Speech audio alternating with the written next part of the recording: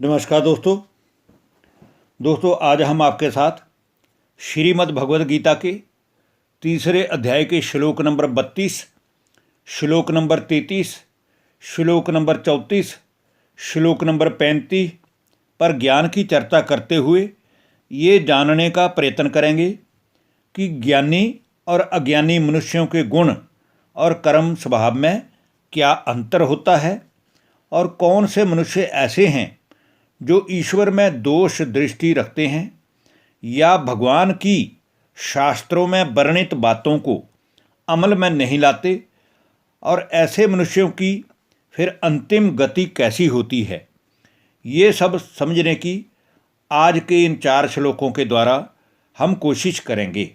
तो आइए हम शुरुआत करते हैं श्रीमद् भगवद गीता के तीसरे अध्याय के श्लोक नंबर 32 की, जिसमें अर्जुन को समझाते हुए भगवान कहते हैं, ये तवेत धव्य सुयंतो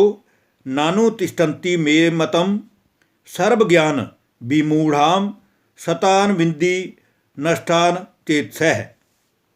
कि हे अर्जुन, जो मनुष्य मुझ ईश्वर में दोषारोपण करते हुए अर्थात मुझको दोष देते हुए कर्मों के भोगना के रूप में मिलने वाले सुख दुख को ईश्वर द्वारा दिया गया दुख समझते हुए मेरी ईश्वरीय मत पर नहीं चलते या ईश्वरीय शक्तियों को ना महसूस कर मुझे अनदेखा करते हैं, उन मूर्ख लोगों को तू सदा ही नष्ट हुआ समझ, क्योंकि वो ज्ञान को ज्ञान की रीति से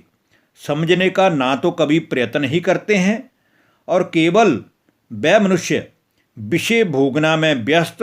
और मोह आदि के ग्रस्त रहते हैं। इसलिए उन मूर्खों को तू सदा ही नष्ट हुआ समझ।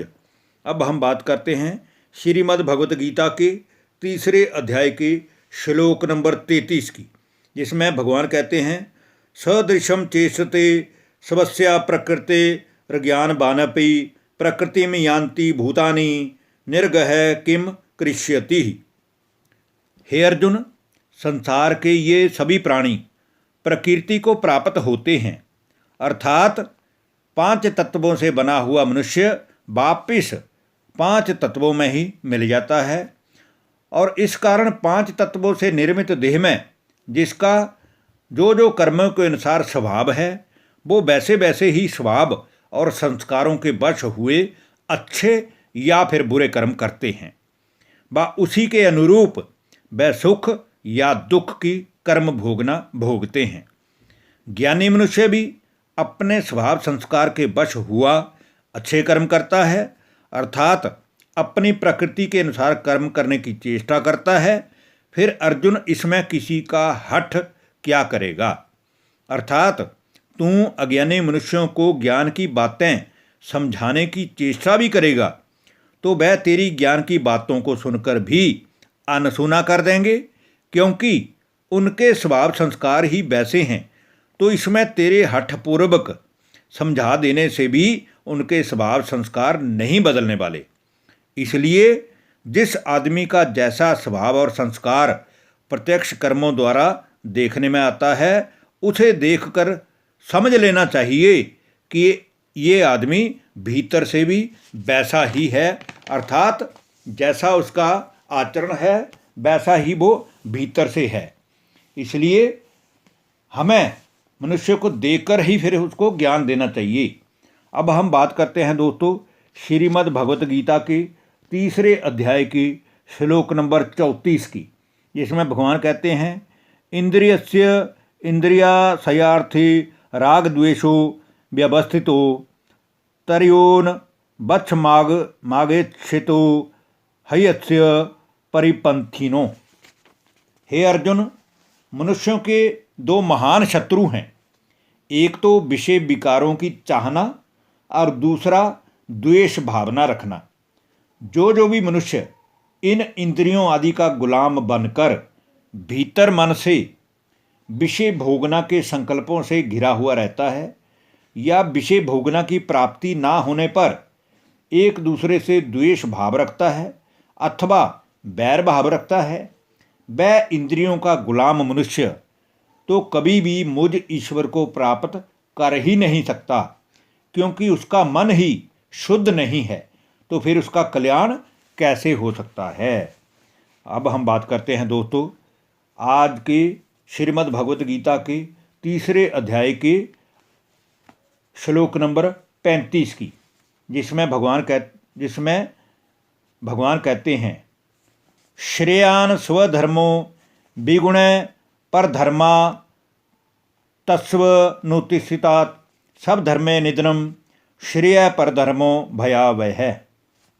इसलिए हे अर्जुन, हर एक मनुष्य को चाहिए कि वह अपने धर्म के अनुरूप ही कर्म भी करे, क्योंकि जो व्यक्ति गुण धर्म को सामने रखकर कर्म करता है तो उसके वो कर्म श्रेष्ठ कर्म ही कहलाते हैं। उसको किसी भी कर्म करने के बाद